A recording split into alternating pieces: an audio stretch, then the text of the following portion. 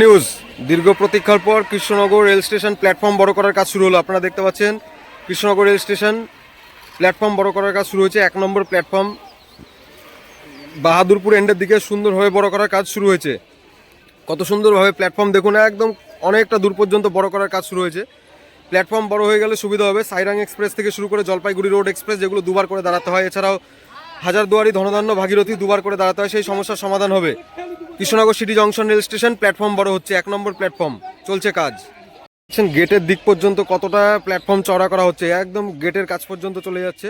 আর Sairang express প্রায় অতটা দূর পর্যন্তই কিন্তু থাকতো, সুবিধা হবে। প্ল্যাটফর্ম পুরো বড় করার কাজ চলছে, দেখতে পাচ্ছেন কৃষ্ণনগর সিটি জংশন প্ল্যাটফর্ম বড় হচ্ছে। চলছে কৃষ্ণনগর সিটি জংশন স্টেশনে প্ল্যাটফর্ম বড় করার কাজ। আর এদিকে দেখতে পাচ্ছেন সকালের একদম আমঘাটা লোকাল ঢুকছে কৃষ্ণনগর সিটি জংশন।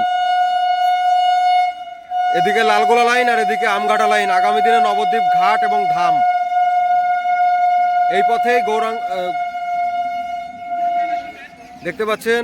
এই ট্রেনটি আবার রানাঘাট লোকাল হবে, রানাঘাট থেকে আবার বনগা লোকাল হবে, ঢুকছে আমঘাটা লোকাল।